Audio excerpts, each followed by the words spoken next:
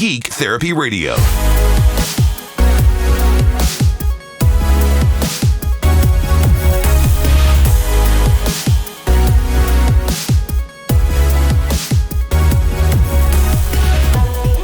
Welcome to the Geek Therapy Radio podcast. I'm, of course, your mental curator, Johnny Hamburger. If you hear a little whir going on behind me, let's see if you can hear it. Hopefully you don't hear it. Hopefully the noise gate captures it. But I've got a really cool video rendering right now. It is this week's big show. It is the video accompaniment to this week's broadcast where I sit down with Chris Henderson of Handy Amps and talk all about building microphone preamps, tinkering with electronics, music, all sorts of fun stuff. He is the proprietor of Handy Amps, where he builds guitar amplifiers and all that kind of cool studio gear, and has a recording studio and a mastering studio. And it was an absolute blast. We filmed our interview with his super snazzy 4K cameras, and it is by far the most work that I have ever put into a video that I upload to YouTube. So it is rendering right now. By the way, side note, if you use Sony Vegas 15, I've been having just the dickens of a time exporting this 4K video, and what I found that works, editing the 4K video was as okay as it can be in Sony Vegas 15. I had to close the program and restart it 100 times because it would freeze. But I found that if you go into the preferences and click on the video tab and set the memory allocation to 0, apparently 0 is automatic in that automatic mode, and that helps the system a lot. I did set it to the maximum that Vegas allows, which was 32 gigs, about 32 gigabytes. I have 64 gigabytes of RAM in this laptop here. It should be overkill even for 4K editing. But Vegas was having a hard time. The maximum Vegas would allow was that 32 gigs or so, and it just wouldn't have it. I'd go to export, and it would say out of memory. I was like, what are you talking about, out of memory? I've got 64 gigs up in here. I'm not out of memory. I'm watching the resources in Windows, and I see my RAM spiking up to about 40 gigs. I still have 24 more gigs of RAM left to go. You're not running out of memory. It's some other problem. Vegas is a headache. All video editing software is a headache in one way, shape, or form, and Vegas is absolutely no different. I would probably wager to say that Sony Vegas might be the crappiest out of the major contenders, so like Final Cut, Adobe Premiere. So why do I use Sony Vegas? Well, I already paid for it. And video editing software all does the same thing, but there's still a learning curve to learning the new interfaces. I really need to get into Adobe Audition. It all costs money, though, and I don't know if you realize this or not, but I'm poor. I mean, I could feed myself. I just can't be spending hundreds of dollars willy-nilly on editing software. So anyway, stay tuned for that video. A lot of work went into it, which you will be able to see on the Geek Therapy Radio YouTube. Had a lot of fun doing it. Had a lot of fun with the interview. Had a lot of fun editing the video. Had a lot of fun editing the content.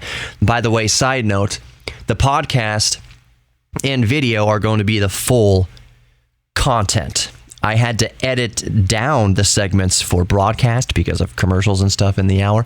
But you're going to get the full video of the Handy Amps interview with Chris Henderson when it drops tomorrow. I may drop the video tonight before tomorrow, but we'll see. Okay, what I wanted to move on here now, 4 minutes in, is the genocide that is occurring in automobiles in 2019. The automotive genocide.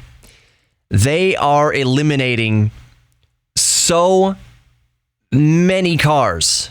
Lots of them surprisingly iconic vehicles. Auto manufacturers are just getting rid of them. And hint, hint, it's mostly sedans.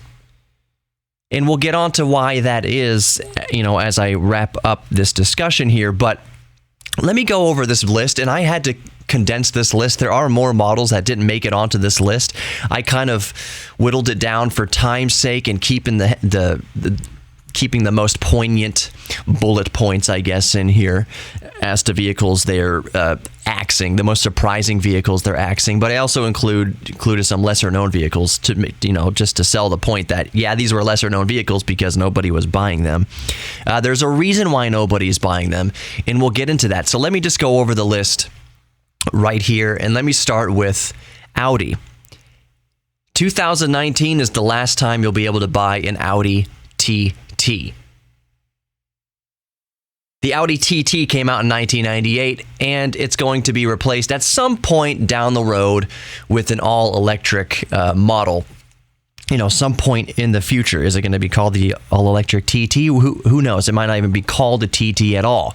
But they just kind of, Volkswagen, or Audi says, same brand, says that it plans to replace the TT at some point in the future with an all-electric model to take its place. But the Audi TT, man, no more Audi TT. So right out of the gate, we're talking about something iconic that getting rid of. So if you want an Audi TT, if you want a new Audi TT, buy it now, because in 2020 it will not be available. Okay, the next one, and of course I knew that as I recorded this I will get more spam calls on my phone. Let me just cancel that call. The next one is the Buick Cascada. Cascada, however you want to pronounce it, the Buick Cascada. It's a convertible. The only way I know what it looks like is from the commercials. And even in the commercial, it is not, there's never been a commercial just for the Buick Cascada. It's been commercials like, oh, look at all these different Buick models we have, and the convertible has been in there. I didn't know it was called the Cascada. So it came out in 2016, and the reason it's being axed is because they only sold 2,000 of them this year. In 2019, nobody was buying them. And I have never once seen, even in a city of 6 million people here in Houston, I cannot recall ever seeing a Buick Cascada convertible ever on the road, ever. Nothing sticks out. Nothing made me turn my head and say, oh, that's a Cascada. It doesn't look like a particularly pretty vehicle. It's pretty bland and boring, if you ask me, as far as a convertible is concerned. Kind of like the Volkswagen EOS wasn't anything it just wasn't a pretty car, but beauty is in the eye of the beholder. Maybe you think the Volkswagen EOS was beautiful. Maybe you think the Buick Cascada was beautiful. More power to you. I'm just saying it was a forgettable car. So even if I did see it, I didn't remember it for sure. So no surprise, having only sold 2,000 models here in 2019, Buick is giving it the axe. Another Buick getting the axe is the LaCrosse. The Buick LaCrosse sedan is going away, and that leaves the Buick Regal as the only sedan Buick is offering. The rest are SUVs, basically. So are you catching on to a reason for all these vehicles getting axed? We'll expand on that more in a minute. But the Chevy Cruze also is getting the axe.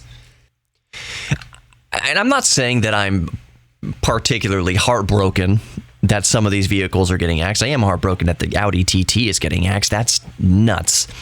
The Chevy Cruze was very utilitarian. I mean, it's nothing to stand out. It was a vehicle designed to go up against, the Toyota Corolla, Honda Civic, and just get you from A to B economically. It wasn't a shouty car at all. It was, like I said, just very utilitarian. It was a wheelbarrow version of a car. It was just something that it was a tool to get you to and from work. And very often those types of cars, I'm not trying to downplay those cars or criticize those cars. It's very useful to have a car in an endearing in sort of a way that just doesn't stand out. It is not something that you have to explain to people. It's not something that's looking flashy and turning heads or anything like that. You just need to get about your day. There's a lot of car guys that have, and girls, got to be inclusive here, that have, several different vehicles. They might have their hot rod sports car. They might have their super jacked up truck. They've got their Jeep, and they've got their Ferrari and stuff like that. But they probably also have a car. A lot of them, most of them, just have a car that blends in.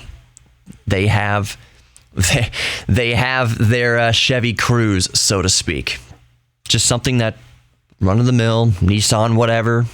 Just get them to and fro because they don't want to take the Ferrari out every day. They don't want all that attention. They don't want to have the hassle of the big truck and trying to park it.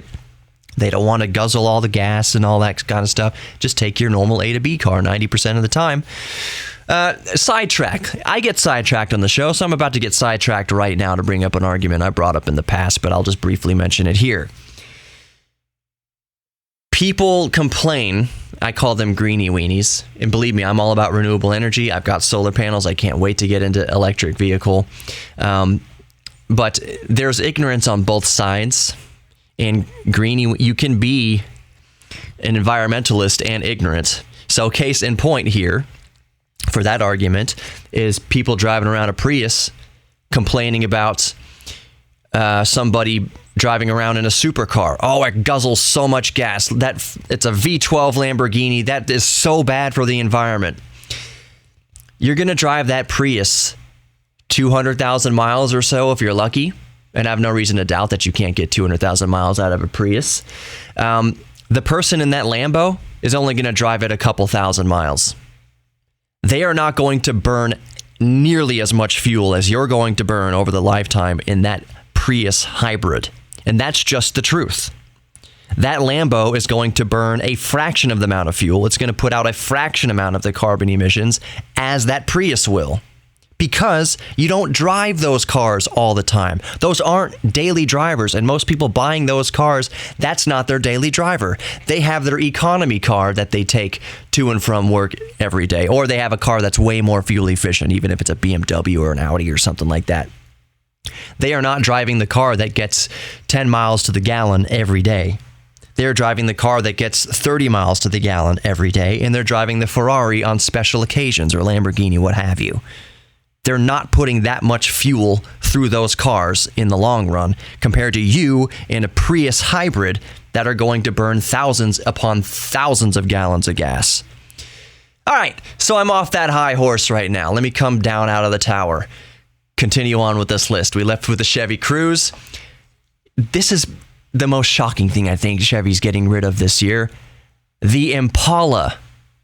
No more Chevy Impala. Isn't that crazy? The next thing is surprising, but also not surprising. The Chevy Volt. It's been around for, I think it came out in 2000, was it 10? 11 or so, around there. Almost 10 years for the Chevy Volt. It is the plug-in hybrid. Basically, you plug it in, and there you can go months at a time without ever using the gasoline engine. The latest models could drive over 50 miles just on pure electricity before the electric engine would, or the gas engine would come on, meaning that if your daily commute to and from work is less than 50 miles and you plug in your car every day, you never have to use gas. I always thought the Chevy Volt was a really cool idea. I looked heavily into actually buying a used Chevy Volt. I might still buy a Chevy Volt at some point in the future. I don't know. I don't know what my future holds. I just know that I was very interested in the Chevy Volt, and I'm kind of surprised to see it go. However, it will most likely be replaced with a compact SUV on the same platform. So a plug-in hybrid Chevy compact SUV. Do you see the trend here? SUV, SUV, SUV. Okay. Another shocker. The Ford Fiesta will be no longer after this year.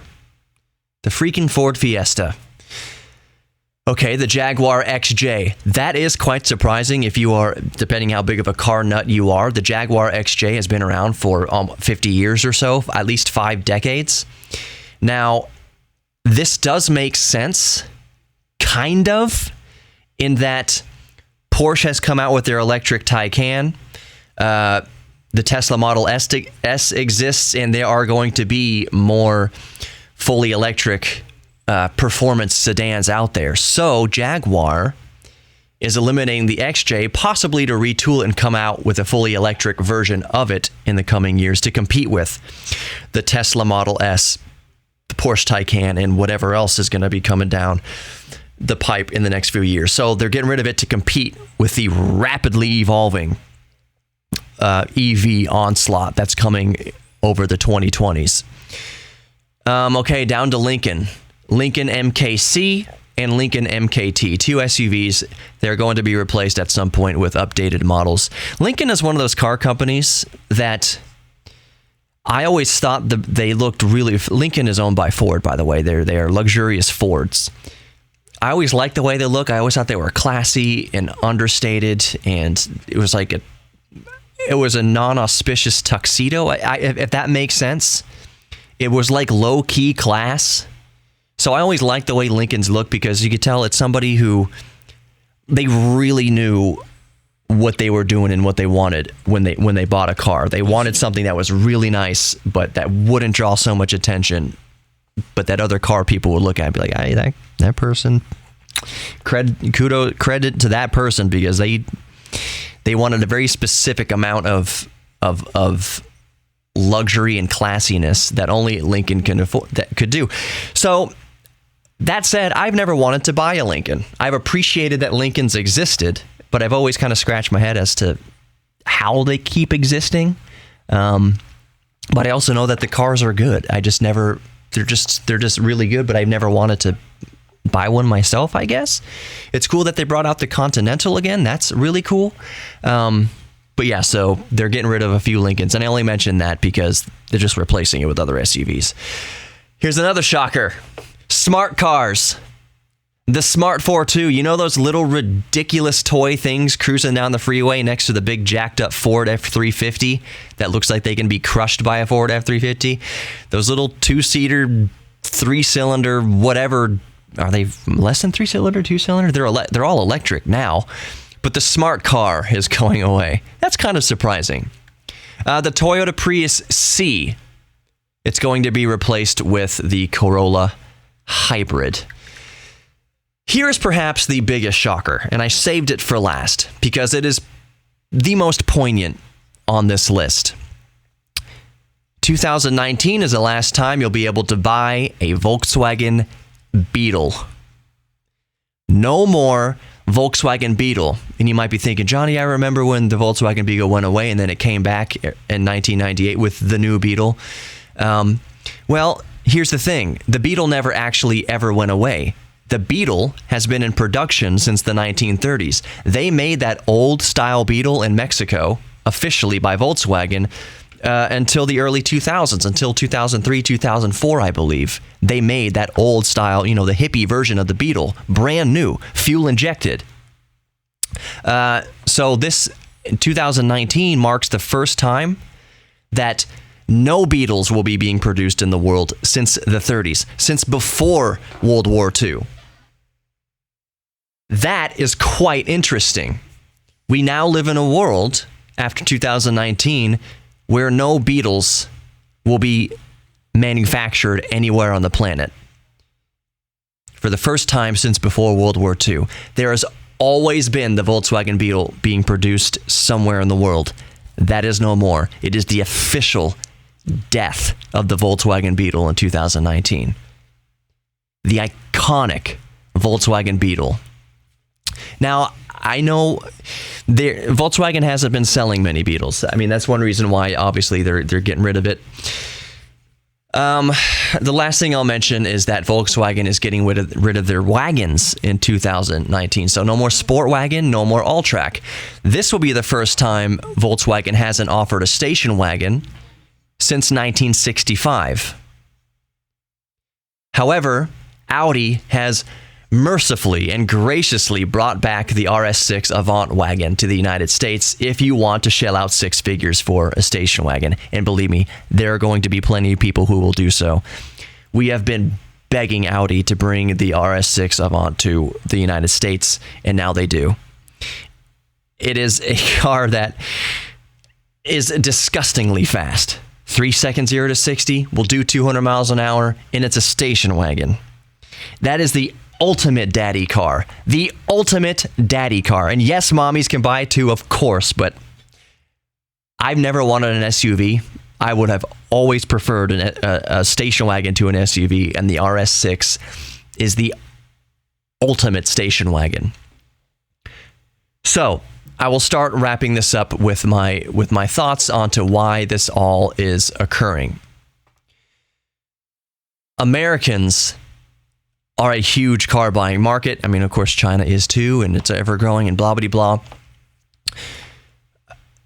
We have a love affair with SUVs and crossovers. So what auto manufacturers are doing is ditching sedans and going with what is selling the hottest right now, and that's SUVs and crossovers. That breaks my heart a little bit. I always think of myself as a sedan guy, even though I'm looking at maybe a pickup truck as a go-between before I get an EV, and even then it'll be a used Dodge Dakota. I can already tell you it's going to be a used Dodge Dakota with almost 200,000 miles on it. If I do it, it's going to be a cash car. So Americans like their crossovers, but here's why it breaks my heart a little bit. They're boring. It's so soul-crushing to see just crossover after SUV after crossover. And I get it. There are growing families that want that space. Space, by the way, that a station wagon will provide in spades. Station wagons have SUV cargo without SUV bulk and gas guzzlingness. I've mentioned that many times on the show before. But I understand that there are some families who want them. They're relatively cheap. They're ubiquitous. Every manufacturer markets them with good reason. Everyone's buying them. But I would say still 90% of the time, look into, if you can do so safely, look into any SUV or crossover that you happen to come by. And I guarantee you, the lion's share of the time, most of the time, you will see that it is not being utilitied. It will not be loaded down with baby stuff. It'll not be loaded down with lumber. It will not be loaded down with topsoil or Home Depot runs or anything like that. It is just a commuter. People are just using SUVs and guzzling all that gas just to get to and from work 90% of the time. They're never towing anything. They are never being utilitied. People just buy them because they like them. So I don't fault that part. I never fault the consumer for buying what they want. If you want an SUV, if you want a crossover, by all means, it's your own money. Nobody can tell you how to spend your own money. If that's what you want, buy it. If you love it, even better. If you love your crossover, if you love your SUV, more power to you. I'm just saying the reality is that we are not getting the utility out of the utility vehicles like we tell ourselves we will. Small families, yes, there's always baby stuff inside there. There's always baby seats. It's always ready to go to haul the baby chairs and the walkers and all sorts of stuff. But for most people, it's just some rich fuddy-duddy with a empty SUV. That said, SUVs do get much better gas mileage than they have in the past. Chevy Suburban gets over 20 miles to the gallon on the highway, which I know 20 miles a gallon doesn't sound that great in a world where EVs are rapidly becoming more popular, but it was not that long ago that Suburbans would get barely over 10 miles to the gallon. So we've made major strides. Internal combustion engines have gotten all the more efficient. So that's one thing. So that's where auto manufacturers are going. It's because they're just marketing what's selling. I understand that. SUVs and crossovers sell. All right, so my final thought on this, the final writing on the wall that I'm seeing is a lot of manufacturers are eliminating some of their models because of the bright side of all of this, the bright future that I see. It's that we're going EV. They're eliminating these popular models because the next model that's going to replace it is going to be fully electric, and that's a wonderful thing. Technology is moving forward. So manufacturers, while they're focusing on selling their SUVs and crossovers for right now, they're gearing up and ready to offer the EV models. So an EV Impala, an EV TT, an EV LaCrosse, whatever. They're making room in their market, in their model line for EVs, and that is very promising. And that's the last thing I wanted to mention about the 2019 vehicular genocide. Not like murder, but like, you know, they're getting rid of cars. Thanks for listening to Geek Therapy Radio Podcast. This is going to be 2 for today. I'm going to record another podcast, I believe, because I owe you at least 5 podcasts a week, don't I? Oh, this was fun. Stay tuned for more Geek Therapy Radio podcasts. And until later today, be good to yourselves. If you don't listen to the one I upload later today, know that you are loved. Know that you're worthy of love, both giving and receiving love. And you're worthy of your own self-respect, too. We're all geeks about something. Embrace your inner geek, and I'll talk to you next time.